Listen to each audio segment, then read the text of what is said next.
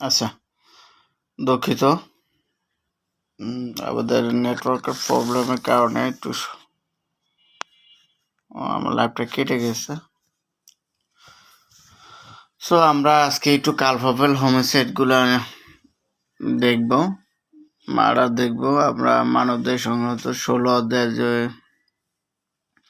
Topic সেটা নিয়ে আমরা একটু আলোচনা করব। আলোচনা আজকে দীর্ঘায়িত করব না। আমরা কিছু আমাদের এই 3-4টা বা 8-10টা সেকশন খুবই ইম্পর্টেন্ট একটা সেকশন।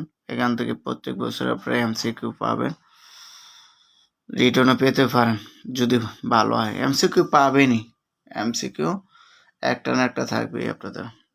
তাহলে আমি যেহেতু এর আগে আলোচনা করেছিলাম, লাইভটা কেটে গেছে। সো সবাইকে অসংখ্য অসংখ্য ধন্যবাদ। আমরা এখন আলোচনা চলে যাব।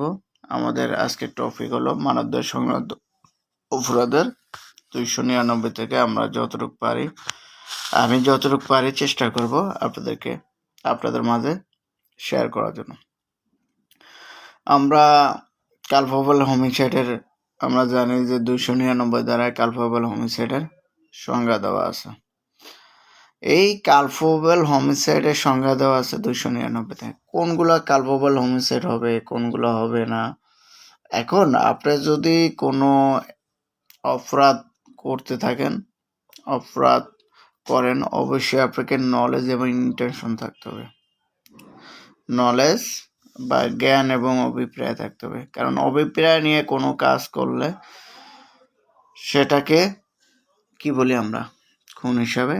জ্ঞান এবং অভিপ্রায় নিয়ে কোনো কাজ করলে সেটাকে আমরা মার্ডার হিসাবে গণ্য করি। তাইলে আমরা ডিটেলস আজকে আলোচনা করব না। আজকে সৌজন্যমূলক আলোচনা, এগুলো আসলে এক সময় একটা আপনার এই আলোচনা কালফাবেল হোমিসাইড নিয়ে যদি আপনারা বুঝতে চান, একদিনই কালফাবেল হোমিসাইড নিয়ে আলোচনা করা যাবে, তারপরও সময় আরো লাগবে। তো আমি সংক্ষিপ্তে আলোচনা করতেছি। দেখেন, যদি কোনো ব্যক্তির অপর কোনো ব্যক্তির মৃত্যু ঘটানোর অভিপ্রায় বা কোনো কার্য দ্বারা উক্ত মৃত্যু ঘটতে পারে, এরকম সম্ভাবনা জানিয়ে অনুরূপ কার্য বা ব্যক্তির মৃত্যু ঘটে, তাকে আমরা কি বলি? দণ্ড নরহত্যা বা কালফাবেল হোমিসাইড। এখন এই বিগত সালে অনেক ধরনের প্রশ্ন আসছে এই কালফাবেল হোমিসাইডের ক্ষেত্রে। এই কালফাবেল হোমিসাইডের যখনই ধারাটা করবেন, তখনই সর্বপ্রথম পাবেন 3টা উদাহরণ। 3টা উদাহরণের মধ্যে একটা পাবেন ঘাসি উদাহরণ। যেমন মনে করেন কেউ একটা গত্র করলো, আমি দেখে উদাহরণটা একটু আপনাদের মাঝে শেয়ার করতেছি, কারণ এইসব উদাহরণগুলো প্রায় পরীক্ষায় আসে। যেমন কয়েকটি কূপের মুখে, কূপের একটা কূপ করলো, কূপের মোড়ে আড়াআড়ি বাঁশের কঞ্চি পাতিয়া, তার উপরে ঘাস পাতা বিছায়া দেয়। যে এই যে উদ্দেশ্য, তার উদ্দেশ্যটা কি বলছে? যে তাকে মৃত্যু ঘটতে পারে কিংবা তার উপর দিয়ে চলিতে গিয়া কূপের ভিতরে পড়িয়া যায় এবং নিহত হয়। অপরাধজনক প্রাণহানির অপরাধ করেছে, তাহলে সে দণ্ডনীয় নরহত্যা করেছে। তাইলে এখানে বলা আছে যে মনে করেন আমি কাউকে মারার জন্য একটা কূপ খনন করলাম। কূপটা খনন করার পর বাঁশের কঞ্চি এমনভাবে দিলাম, তারপরে দিয়ে ঘাস পাতা টাতা বুঝলাম, মনে করো একটা রাস্তার মতো হেঁটে যাচ্ছে, ওই লোক পরে মারা গেল। তাইলে আমি কি অপরাধটা করলাম? এটা হলো উদাহরণ 1। 2 নম্বর উদাহরণ বলছে একটি বাঁশের এক পাশে ক ও খ আছে, অন্য পাশে গ আছে, কিন্তু ক জানে না ওই পারে খ আছে। তাহলে জানে কে? বলছে ক। মনে করেন আমরা 2 জন লোক এই পারে আছি, ওই পারে গ আছে। এটা হলো 2 নম্বর উদাহরণ। আপনারা এই উদাহরণগুলা খুব সুন্দরভাবে পড়বেন, পেয়ার 1 দেখে ইংরেজি বাংলা মিলিয়ে আপনারা দেখবেন, পড়বেন। আপনারা পড়াকে একদম পুরো লাইন টু লাইন মুখস্থ করতে হবে, ডাজ নট ম্যাটার। আপনার এখানে ক আছে, Y Z x A B C যেভাবে হোক আসতে পারে, আপনারা মূল ঘটনাটা মনে রাখার চেষ্টা করবেন। তাইলে বলছে এক পাশে এ আর বি আছে, ওই পাশে সি আছে, কিন্তু এ জানে না, কিন্তু বি জানে ওই পাশে সি আছে। এখন মনে করেন এ কে বি গুলি করার জন্য বলো যে গুলি করো,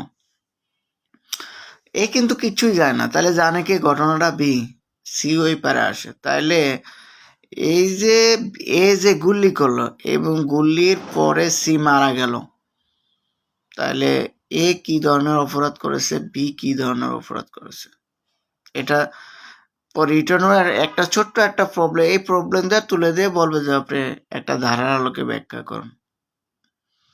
তাহলে এখন দেখেন এ কিন্তু জানে না, মারার অভিপ্রায়ও নাই এবং জ্ঞানও নাই যে ওই পাশে সি আছে, তাহলে এ কি অপরাধ করেছে? বি কিন্তু জানো, তাহলে বির অপরাধ হবে, এর অপরাধ হবে না। আশা করি আপনারা ব্যারাকটা দেখলে বুঝে যাবেন, ব্যারাকটা দেখলে বুঝে যাবেন। সি নম্বর উদাহরণ এরকম যে এ একটা মুরগি চুরি করার জন্য গুলি করে, কিন্তু ওই প্রান্তে অন্য একজন মনে করেন বি ছিল, কিন্তু বির গায়ে গুলি লেগে রক্তক্ষরণে বি মারা গেল। এখন এর কি অপরাধ হবে, সেই উত্তরটা বলা আছে আপনার উদাহরণ 3-এ। এই 3টা উদাহরণ আপনাদের খুব সুন্দরভাবে পড়তে হবে। আপনারা এখন দেখেন এখানেও কিন্তু ওর অভিপ্রায় নলেজ কোনোটাই ছিল না, এর উদাহরণ বি হতো অভিপ্রায় নলেজ কোনোটাই ছিল না, কিন্তু ওর উদ্দেশ্য ছিল মুরগি চুরি করা। এখন মুরগি চুরির জন্য অপরাধ হতে পারে, কিন্তু ওই লোক মারার জন্য সে অপরাধ হবে না। ওখানে দেখেন বি কি অপরাধ করলো, তাহলে এ তো কিচ্ছু জানে, তাহলে বি অপরাধ কি? তাহলে বি কালপোপল হোমিসাইড করেছে। আমরা শাস্তিগুলো পরে পড়বো। তাহলে আমাদের এই হলো 3টা উদাহরণ। তারপরে আপনি দেখবেন 3টা ব্যাখ্যা আছে, 3টা ব্যাখ্যা আছে। এখন 1 নম্বরের ব্যাখ্যা হলো এরকম যে, আমার কথা শোনা যাচ্ছে কিনা একটু আপনারা জানাবেন। মনে করেন একজন লোক আমি জানি যে অপ্রাকৃতিকগ্রস্ত বা দৈহিক বৈকল্যে ভুগছে, তাকে এমন আঘাত করলাম, তার মৃত্যুকে ত্বরান্বিত করার জন্য আমি দৈহিক আঘাতটা করলাম, তাহলে আমি কি ধরনের অপরাধ করলাম? এই ব্যাখ্যা আছে, 1 নম্বর ব্যাখ্যা আছে যে আমি কালপোবল হোমিসাইডের অপরাধ করেছি। 2 নম্বরের ব্যাখ্যা হলে এরকম যে, ধরেন এমন একটা দৈহিক জখম আমি করেছি, কিন্তু ধরেন আমার নামে মামলা হলো, আমি এমন একটা আঘাত করেছি যার কারণে আমি ডিফেন্স হিসেবে ব্যবহার করতে চাচ্ছি যে যদি আমি যে আঘাতই করি না কেন, সে যদি সঠিকভাবে ট্রিটমেন্ট নিলে হয়তো সে বাঁচত, এরকম আমি কি বলে ডিফেন্স করতে চাচ্ছি। কিন্তু আইন বলতেছে না, আপনি যে আঘাতটা করছেন, আঘাতটা যদি মৃত্যু ঘটানো হয়ে থাকে দৈহিক আঘাতের ফলে, তাহলে আপনি কি বলছেন? কালপোবল হোমিসাইড করছেন। আর একটা 3 নম্বর ব্যাখ্যাতে বলা আছে যে মাতৃগর্ভের শিশুকে যদি মাতৃগর্ভে কোনো শিশুকে মারা, সেটা নরহত্যা হিসেবে গণ্য হবে না। কখন নরহত্যা হিসেবে গণ্য হবে? যখন শিশুটার কোনো অংশ দুনিয়াতে আসবে বা ভূমিষ্ঠ হবে, সে শ্বাস প্রশ্বাস গ্রহণ করুক আর না করুক, তাহলে আপনি কি করলেন? হত্যা করলেন, তাহলে সেটা নরহত্যা হিসেবে গণ্য হবে। এই 3টা ব্যাখ্যার কথা সুন্দরভাবে 1, 2, 3, তাহলে আমরা 99 দ্বারা দেখলাম যে 3টা উদাহরণ আছে, 3টা ব্যাখ্যা আছে। এখন একটা প্রশ্ন প্রায় আমি দেখছি আসছে, সেটা হলো সকল মার্ডারে কি সকল খুনি কালপেবল হোমিসাইড, সকল মার্ডারই কি সকল মার্ডারই কালপেবল হোমিসাইড, আর সকল কালপেবল হোমিসাইড কি মার্ডার কিনা, এরকম একটা প্রশ্ন আসছে। সেক্ষেত্রে আপনারা উত্তর হলো সকল, এগুলা দ্বারাগুলো দিয়ে সুন্দরভাবে যদি ব্যাখ্যা দিতে পারেন ওয়েল ডান, ভালো।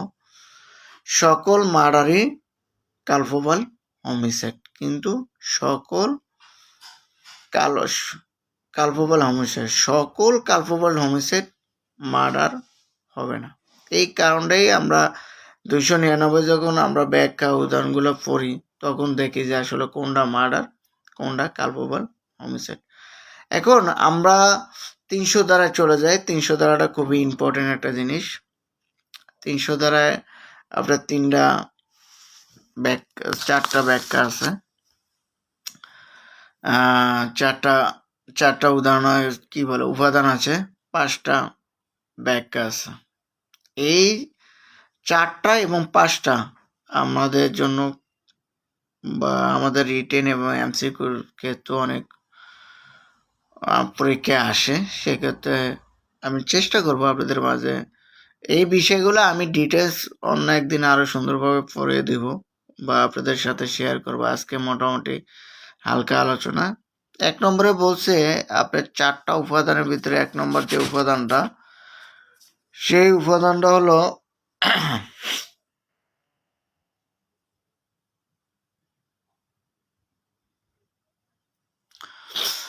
যেমন 1 নম্বর উপাদান, যদি কোনো কাজের ফলে মৃত্যু সংঘটিত হয়, সেই কাজ যদি মৃত্যু সংগঠনের অভিপ্রায় যদি করা হয়, ধরেন আপনি আমাকে বন্দুক দিয়ে গুলি করেন, আপনার উদ্দেশ্য হলো আমাকেই মারা, তাহলে আপনি আমাকেই গুলি করলেন, তার মানে কি আপনার উদ্দেশ্যই ছিল আমাকে মারা। যে কাজের দ্বারা আপনি জানেন যে গুলি করলে একটা মানুষ ওখানেই শেষ, তাহলে আপনি কি অপরাধ করেছেন? এটা উপাদান 1-এর সাথে ব্যাখ্যা করবেন, আপনারা সহজে বুঝে যাবেন। 2 বলছে যে 2 নম্বর উদাহরণ বলছে এরকম যে আপনার এমন আঘাত, দৈহিক জখম বা ওই উদ্দেশ্য সম্পাদনের জন্য কারণ মৃত্যু হতে পারে জেনে আপনি যদি ওই আঘাতটা করেন। ধরেন একটা লোক দৈহিক বৈকল্যতে ভুগছে বা অসুস্থতায় ভুগতেছে, কিন্তু আপনি জানেন তাকে আঘাত করার ফলে সে মারা যাবে, আপনি সেই আঘাতটা করলেন, দৈহিক জখম করলেন বা দৈহিক আঘাত করলেন, সেক্ষেত্রে আপনি কী ধরনের অপরাধ করলেন? সেটা উপাদান 2-এ বলা আছে যে আপনি আপনি মার্ডারের অপরাধ করেছেন। একটা বলা আছে এরকম যে আঘাতটা এমন প্রকৃতির আঘাত বা এমন ধরনের, যেমন এমন ধরনের জখম বা এমন ধরনের আঘাত, সে আঘাতের ফলে তার মৃত্যু সুনিশ্চিত। দুঃখিত, একটু সময় দেবেন আমাকে।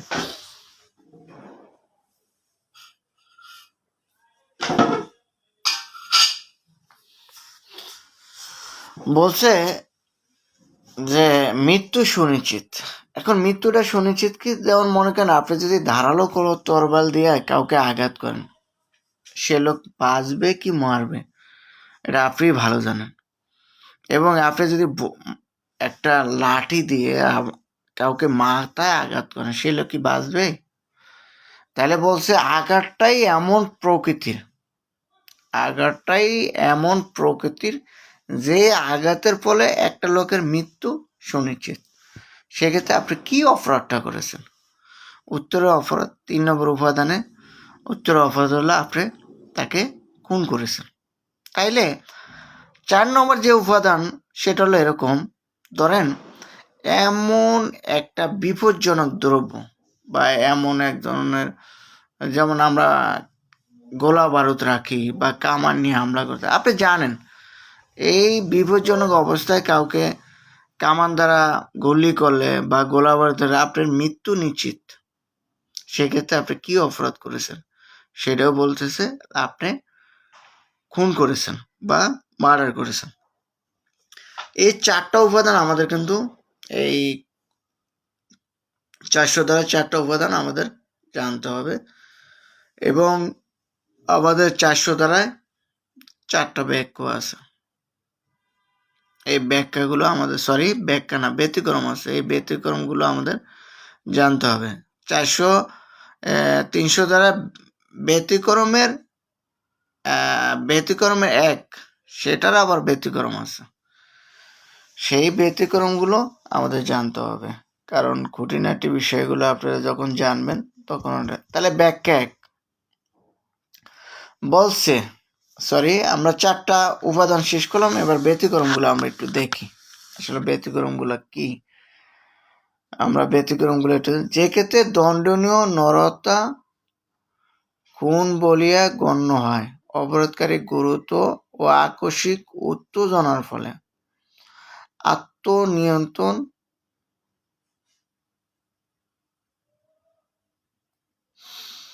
আত্মনিয়ন্ত্রণ হারিয়ে বা উত্তেজনা দানকারী অথবা আক্রমণে অপর কোনো ব্যক্তির মৃত্যু ঘটালে তাইলে দণ্ডনীয় নরহত্যা করেছে বলে গণ্য হবে।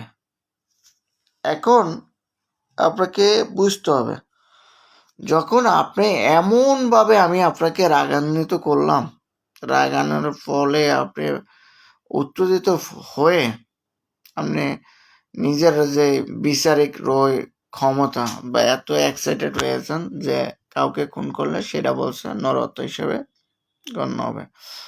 কিন্তু নরহত্যা হিসেবে গণ্য হবে, এর আবার ব্যতিক্রম আছে 3টা। এই ব্যতিক্রম 3টা আমাদের একটু জানতে হবে। প্রথম হলো, আমি যদি আপনাকে উত্তেজিত করি, কিন্তু আপনাকে আমি উত্তেজিত করছি, কিন্তু আমাকে না মেরে আরেকজনকে মারলেন, সেটা কি হবে? সেটা বলছে এই ব্যতিক্রমে 1 নম্বরটা বলা আছে, সেটা খুন হিসাবে গণ্য হবে। এবং আইন প্রয়োগকারী বা তার আইন পালন করতে গেছে বা তিনি আইনের কার্যক্রমগুলো পালন করতে গেছেন, সেক্ষেত্রে আপনি তাকে এক্সাইটেড বা উত্তেজনা হয়ে মেরে ফেলেন, তাহলে বলছে সেটাও খুন হিসেবে গণ্য হবে। তারপর তৃতীয় বলছে যে আপনি উত্তেজনা ব্যক্তিগত প্রতিরক্ষার অধিকার আইনানুগ প্রয়োগ করা অধিকার নাই, সেটাও আপনি যদি প্রয়োগ করেন, সেক্ষেত্রে বলছে সেটা কি হবে? খুন হিসাবে গণ্য হবে। তাইলে আমরা যদি দেখি যে 300 দ্বারা 4টা উপাদান, সেটাও খুন, আর ব্যতিক্রমের 1-এর 3টো, সেটাও খুন হিসাবে গণ্য হবে। আমরা 2 নম্বর ব্যতিক্রম, এগুলার উদাহরণগুলো আমাদের পড়তে হবে। আমি আবারও বলতেছি, আমি সুন্দরভাবে আপনাদেরকে এই বিষয়গুলো ভালোভাবে আমি আপনাদেরকে বোঝানোর চেষ্টা করব, কিন্তু আপনারা আমি বারবার বলি, এই জিনিসগুলো একদিনে পড়ালে কোনোদিন থাকবে না। প্রত্যেকটা সেকশন আমরা লাইন টু লাইন 1বার 2বার 3বার পড়বেন, তারপরে কিছুটা হলো আপনি বুঝবেন, বোঝার পরে আস্তে আস্তে আপনি মুখস্থ করার চিন্তা করবেন। আসলে আপনার প্রকৃত ঘটনা বা ফ্যাক্টটা বোঝার চেষ্টা করবেন যে আসলে কি, কোনটা খুন হতে পারে, কোনটা নরহত্যা হতে পারে। এই বিষয়গুলো আপনাদের আগে জানতে হবে। ব্যতিক্রম 2,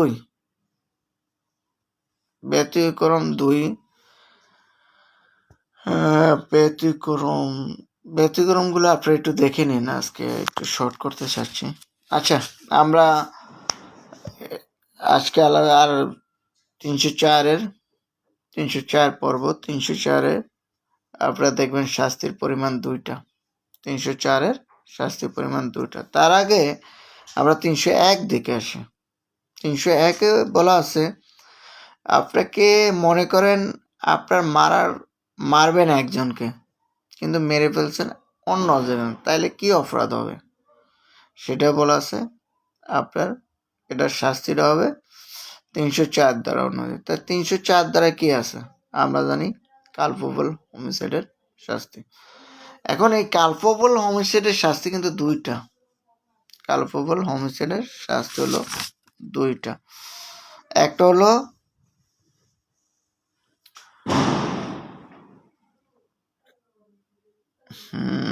কতন ফর ফুট কাউরে। তা কালফুল হোমিসাইডের একটা হলো যাবজ্জীবন 10 বছর, আর ওটা নিচের যদি দেখবেন 2 ক্যাটাগরির শাস্তির কথা বলা আছে। একটা হলো যদি আঘাত করা হয়, সেক্ষেত্রে কালফুল হোমিসাইডের শাস্তির কথা বলা আছে যাবজ্জীবন 10 বছর। তারপর হলো আঘাত ব্যতীত, সেটা হলো শুধুমাত্র 10 বছর। একটা 304 দ্বারা এই শাস্তির কথা বলা আছে। তাহলে একজনকে মনে করে যদি আরেকজনে মেরে ফেলেন, আপনারা এই কথাটা এই 300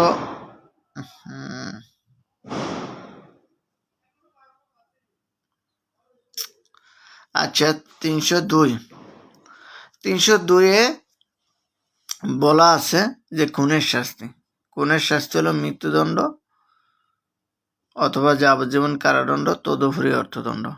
আপনারা পেনাল কোড পড়ার ক্ষেত্রে 3 বছরে যত শাস্তি আছে সেগুলো লাগে কমন হিসাব করবেন, কিছু ব্যতিক্রম আছে, এরকম না, কমন একটা হিসাব করবেন। 3 বছর উপরে শাস্তির লাগে নিচে হলে অথবা অর্থদণ্ড, কারাদণ্ড, হয়তো অর্থদণ্ড করতে পারে, কারাদণ্ড করতে পারে, বা যে কোনো একটা দিতে পারে। আর শুধুমাত্র তদুপরি শব্দার্থ ওটা লাগে অর্থদণ্ড থাকবেই। যেমন আপনার খুনের শাস্তি হলো মৃত্যুদণ্ড অথবা যাবজ্জীবন কারাদণ্ড তদুপরি অর্থদণ্ড দিবি মাস্ট। তো এ হলো আপনার 302 ধারার শাস্তি। এবার আমরা 303 ধারা পড়ব। 303 ধারায় যে যাবজ্জীবন কারাদণ্ডে দণ্ডিত ব্যক্তি কর্তৃক কাউকে যদি খুন করা হয়, কারাদণ্ডে দণ্ডনীয় কোনো ব্যক্তি যদি কাউকে খুন করে, তাহলে কি বলা আছে যে তার শাস্তি হইবে একমাত্র মৃত্যুদণ্ড। এটার লগে অর্থদণ্ড নাই কিন্তু। এবং এই মৃত্যুদণ্ড দিবি, এখানে দেখেন সেল লেখা আছে, একটু আমি পড়ে শোনাই। However began under the sentence imprisoned for life committed murder shall be punishment with a death. তার মানে আপনাকে মৃত্যুদণ্ড দিবি। তাহলে কখন মৃত্যুদণ্ড দিবে? যখন যাবজ্জীবন কারাদণ্ডে দণ্ডিত কোনো ব্যক্তি যাবজ্জীবন কারাদণ্ডে দণ্ডিত কোনো ব্যক্তি অপর ব্যক্তিকে খুন করে ফেলে বা খুন করে, তখন বলছে তার একমাত্র শাস্তি মৃত্যুদণ্ড। এখানে কোনো অর্থদণ্ডও নাই, যাবজ্জীবনও কোনো নাই, শুধুমাত্র একটাই অপশন, মৃত্যুদণ্ড। তাহলে এইটা হলো আমাদের। তাইলে আমরা 299 পড়লাম। 299 দ্বারা আমরা 3টা উদাহরণ পড়ছিলাম। আমি আবারও বলছি, একটা গর্তের উদাহরণ পড়েছিলাম, এক পাশে এ বি ছিল, অন্য পাশে সি ছিল। সে 2 নম্বরে একটা হলো মুরগি চুরি করার জন্য তিনটা উদাহরণ পড়েছিলাম। আমরা 3টা ব্যাখ্যা পড়েছিলাম। এই 3টা ব্যাখ্যা আপনাদের পড়তে হবে, 3টা উদাহরণ পড়তেই হবে আপনারা যদি ভালো একটা রেজাল্ট করতে চান। আর সবচেয়ে কথা হলো, এখন আপনি যদি একটা মার্ডার এবং কালফুল হোমিসাইড আপনি যদি একটা মামলায় কোনোদিন ফেজ হন, যদি আপনি এই জায়গাটাগুলো চমৎকারভাবে হ্যারিং করে আপনার মক্কেলকে ভালো রেমেডি দিতে পারেন, আপনাকে খুঁজবে মানুষ। এই জায়গাগুলো আপনাদের কিছু জায়গা আছে, অনেক সময় বড় বড় মামলা, মার্ডারের মামলা, কোন উকিল ধরবো, কি করব, মাথায় কাজ করে না। আপনারা অনেক কিছু দেখবেন, এই যে খুন বা কালফুল হোমিসাইড নিয়ে যখন দেখুন অনেক আলোচনা। আপনি যদি বড় বড় রাইটারের বইগুলো দেখেন, আপনি শুধু রিডিং পড়তে লাগবে 2 থেকে 3, 4, 5 ঘন্টার সময় চলে যাবে। সো এইসব জিনিসগুলো আপনাদের শিখতে হবে। এখন এই যে কথাটা বললাম যে আমি মুরগি চুরির জন্য গুলি করলাম, মুরগিটা চুরি করব, ধরে নিয়ে যাব, কিন্তু দেখা গেল আমি ইন্টিমেট টাইমে আমি গুলি করলাম, গুলি করার পরে ওই পাশ দিয়ে আমরা আমরা মনে করো আমরা ওই লোকটা মারা গেল, হ্যাপি নিউ ইয়ার, ওই লোকটা মারা গেল। তো মারা যাওয়ার পরে তাহলে কি আমার কি অপরাধ ছিল? আমার কোনো ন্যালোজও ছিল না, ইন্টেনশনও ছিল না তাকে মারার। তার মানে আমি কি কোনো অপরাধ করেছি? না। আমি যদি মুরগি চুরির জন্য আমার ইন্টেনশন থাকে তাহলে আমি মুরগি চুরির জন্য অপরাধ করেছি। যেমন এই যে যখন আপনি জেনারেল এক্সেপশনটা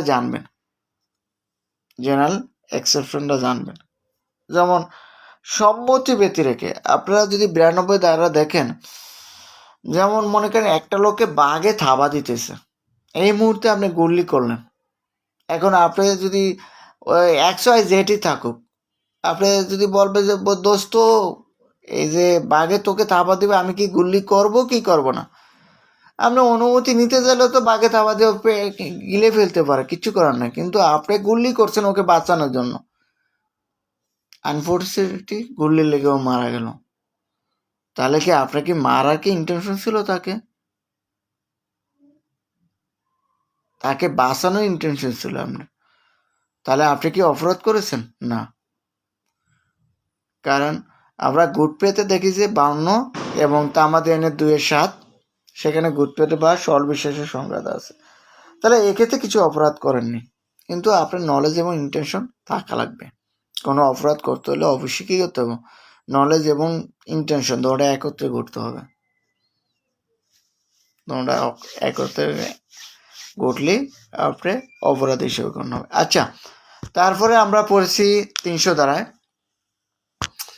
300 ধারায় আমরা 4টা উপাদান পড়েছিলাম, যে বলছিলাম যে মৃত্যু ঘটানোর অভিপ্রায় যদি করা হয়, যেমন আমি আপনাকে মৃত্যু ঘটানোর জন্য গুলি করলাম, আপনি মারা গেলেন, সেটা কোন বলে?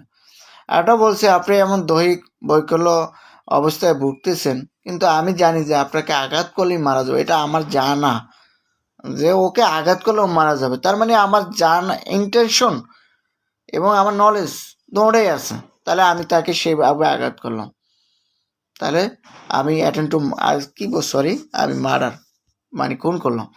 তারপর বলা আছে যে এমন আঘাত, যে আঘাত প্রকৃতির নিয়মে কি একটা মানুষকে মৃত্যু ঘটানোর জন্য যথেষ্ট। কেমন তার মৃত্যু ঘটানোর? যদি আপনি দাঁড়ালো তরবারি দিয়ে আমার এই যে ঘাড়বারে কোপ দেন, আমি কি বাঁচবো? আপনি তো জানেন এটা খুব দাঁড়ালো, তাহলে সেটাও বলা আছে এটা কি হবে? খুন হবে। তারপর বলছে এমন কোনো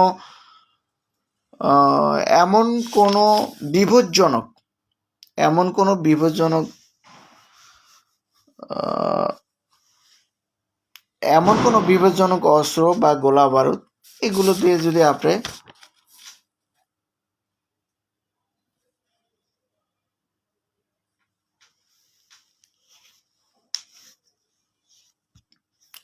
জানেন খুব সম্ভবত এগুলো মৃত্যু ঘটবে বা বিপজ্জনক কুসম মৃত্যু ঘটবে বা ঘটানোর ঝুঁকি নেওয়ার অজুহাতে যদি আপনি সেগুলা কি করেন, ব্যবহার করেন, তাইলে বলছে সেটাও খুন হবে। এই 4টা উপাদান। তারপরে এখানে ব্যতিক্রম আছে 5টাগুলো হবে কালপ্রবল হোমিসাইড, আর একের ব্যতিক্রম আবার 3টা আবার ব্যতিক্রম আছে, সেগুলো হবে যেমন মনে করেন আমি খাদিজা রহমানকে উত্তেজিত করলাম, খাদিজা রহমান আমাকে না মেরে নাসিরউদ্দিনকে মেরে দিল, তাহলে কি করলো? তাহলে সে খুন করেছে। তারপর বলছে আপনার সরকারি কোনো কর্মচারী তার দায়িত্ব পালন করতে এসে আপনি অ্যাক্সিডেন্ট হয়ে গেলেন, তাকে খুন করে ফেললেন, হলো? তাহলে আপনি কি করছেন? তাকে খুন করেছেন, নট কালপ্রবল হোমিসাইড, তাকে খুন করেছেন, মার্ডার করেছেন। আরেকটা বলছে আত্মরক্ষার অজুহাতে যদি আপনি তাকে মেরে ফেলেন, কিন্তু কোনো এই ধরনের এই 3টা কথা। তাহলে ব্যাখ্যা আমরা জানলাম। শাস্তি হলো 302, 301-এর শাস্তি হলো 304-এ, 300 দ্বারা শাস্তি হলো 302-এ, 299 শাস্তি হলো 304-এ। তাইলে 301-এর শাস্তি 302 এর শাস্তি হলো মৃত্যুদণ্ড, যাবজ্জীবন কারাদণ্ড, তদুপরি অর্থদণ্ড। আর আপনার 303-এর শাস্তি হলো একটাই,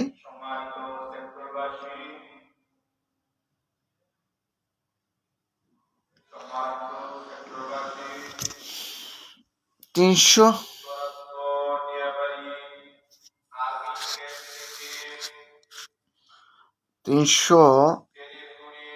আচ্ছা, আমাদের সেক্টরে একটা ঘোষণা পোস্টকা কি জানি ফানুস উড়ানোর জন্য বা আপনার অলরেডি তারা আতশবাজি পটকা ফুটানো শুরু করছে, এটা নিষেধ।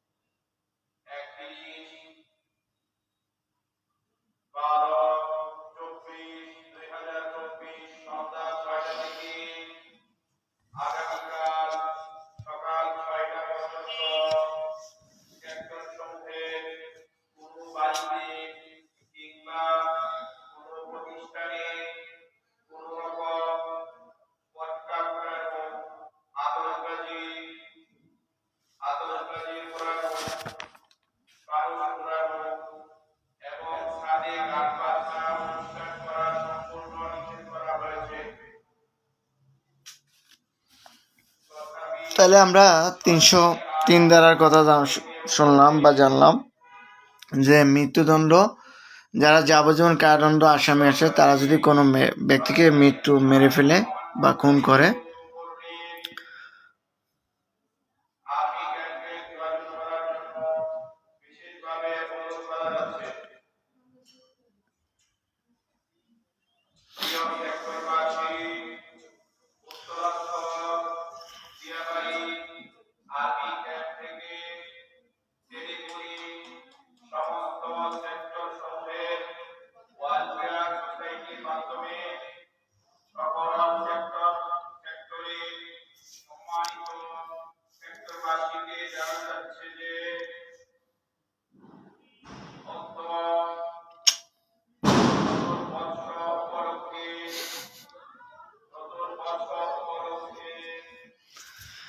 আচ্ছা, আমাদের ওখানে মাইক দেয়া অ্যানাউন্স করতেছে মসজিদ থেকে, আর এদিক দিয়ে ঠিকই পটকা ফুটাইতেছে।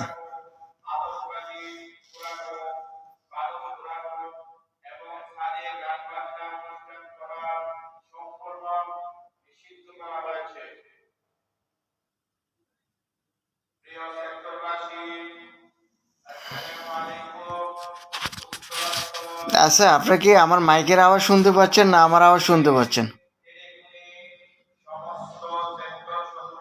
আর মাইকে বাড়ি কাটছে।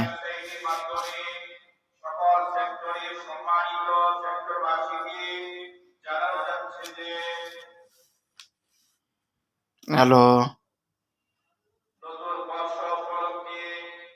হ্যালো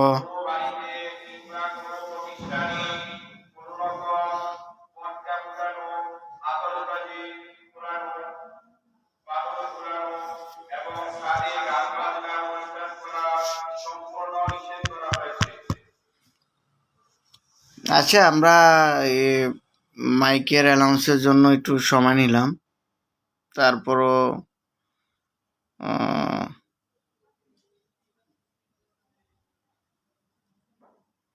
আচ্ছা ওকে, মাইকে অ্যানাউন্স করতেছে 13 নম্বর সেক্টর।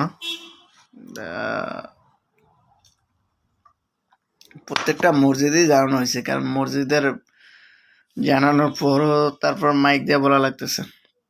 আচ্ছা, তাহলে আমরা 304 দেখলাম। গত বছর একটা প্রশ্ন রিটেনে এসেছিল, একজনকে মনে করে যদি আরেকজন মেরে ফেলে তার প্রতিকার কি ছিল বা তার শাস্তি কি ছিল, সেটা চলে আসছে। হয়তো এবার জানি না, এবার খুবই ইম্পর্টেন্ট কালপেবল হোমিসাইড প্লাস মার্ডারের এই টপিকটা।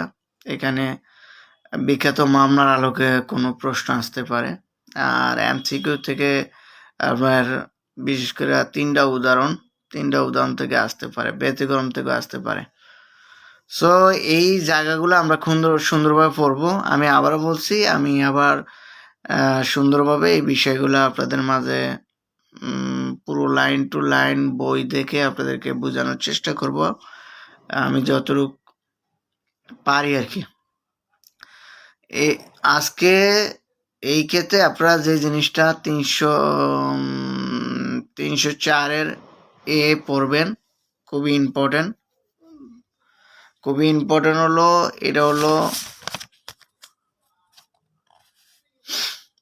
মানে অবহেলা যদি কারো মৃত্যু ঘটায়, এই সেকশনটা আমাদের পড়তে হবে। আপনার কারো অবহেলা যদি মৃত্যু ঘটায় কি ধরনের শাস্তির কথা বিধান আছে, এই জিনিসটা আপনাদের জানা দরকার। কারণ এই জিনিসটাই ঘুরে ফিরে পেঁচিয়ে আপনাকে প্রবলেমেটিক একটা প্রশ্ন তুলে দিলে আপনি হয়তো এলোমেলো হয়ে যাবেন, অ্যান্সার ভুল করে দিয়ে আসবেন। তারপরে আমরা আমি গাড়ি এবং 3টা নারীর যেই একসাথে যে সেকশন 3টা পড়াই, তার মধ্যে একটা হলো গাড়ির, যেটা 304-এর বি, 304-এর বি, আবার হলো 338-এর এ, 279, এই 3টা সেকশন একলগে আমাদের গাড়ির ধারা, এই 3টা সেকশনে আছে প্যানেল কোডের, এই 3টা সেকশন পড়তে হবে। আর যেটা পড়বেন 306 পড়বেন এই কারণেই, এখানে পাগল বা নাবালক কাউকে যদি আত্মহত্যায় সহযোগিতা করেন, আমরা জানি যে নাবালক, পাগল বা নেশাগ্রস্ত ব্যক্তিরা আনসাউন্ড মাইন্ড, তারা কোনোদিন সম্মতি দিতে পারে না, তাদের সম্মতিটা গ্রান্টেডও হয় না, যেটা আমরা প্যানেল কোডের 90 দ্বারায় পড়ি। যেমন এদের সম্মতি হিসেবে গণ্য করা হয় না, যেমন কোনো নাবালক, পাগল। তাহলে এদেরকে যদি আপনি আত্মহত্যা সহযোগিতা করেন, বলছে যে আপনার শাস্তি হবে মৃত্যুদণ্ড, যাবজ্জীবন কারাদণ্ড 10 বছর। আচ্ছা, আজকে এ পর্যন্তই থাকুক। আমি বিরক্ত বোধ করতেছি, আমার আনইজি ফিল করতেছি, কারণ সাউন্ডে আমি বিব্রত বোধ, আর কতক্ষণ পরে আরো বেশি শুরু হয়ে যাবে, খালি ফুর্তি থাকবে। তো সবাইকে নতুন বছর অনেক অনেক শুভেচ্ছা। আজকে আশা ছিল যে সেকশনগুলা আমি মোটামুটি মানবদের থেকে প্রত্যেক বরই 2-3টা প্রশ্ন পাবেনই আপনি মানবদের থেকে, যেমন হয়তো কিডন্যাপিংয়ের থেকে পাবেন, কিডন্যাপিংয়ের টপিক থেকে গতবারও এমসিকিউ প্রশ্ন আসছে, এবারও আসতে পারে, এবং আঘাত থেকে পাবেন 319 থেকে 326-এর এ, বা আমি যদি 335 পর্যন্ত ধরি, সেখান থেকে 2টা টপিক পাবেনই। আর এখান থেকে আপনারা 299 থেকে 312 এর মধ্যে থেকে আপনারা একটা বা 2টা টপিক পেতে পারেন। এখানে এই মানসম্মত প্রশ্ন হলে এই জায়গাগুলোতে প্রশ্ন করতেই হয় ঘুরে ফিরে, কারণ এই টপিকগুলো আমাদের প্রত্যেকটা মামলায়, এবং দেখবেন যে মানবদের সংক্রান্ত অপরাধের ক্ষেত্রে প্রচুর সেকশনগুলো চলে আসে। আর আপনি দেখবেন শরীর সম্পত্তি সংক্রান্ত যে অধ্যায়গুলো আছে, এখান থেকে প্রত্যেকবারই একটা না একটা প্রশ্ন আসে। আপনি এমন কোনো মামলা দেখবেন না যে 324, 25, 307 নাই, বা 323 নাই, 379 না, এমন কোনো মামলা দেখবেন না 379, 447 এগুলা নাই, 425 এগুলা নাই। সুতরাং এগুলা খুবই মনোযোগী সহকারে আমার প্রিপারেশন ছিল যে আপনাদের সাথে মোটামুটি আজকে আলোচনা, কিন্তু যেভাবে পটকা ফুরাইতেছে, তো আজকে যেহেতু সবাই আনন্দ দিন, আমি বিরক্ত হয়ে কোনো লাভ নাই। সো সবাইকে অনেক অনেক ধন্যবাদ, সবাইকে হ্যাপি নিউ ইয়ার, সবার আগামী দিনগুলো সুন্দর এবং সফলমণ্ডিত হোক, এই আশা প্রত্যাশা রেখে আজকে আলোচনা এখানে শেষ করলাম। শুভরাত্রি।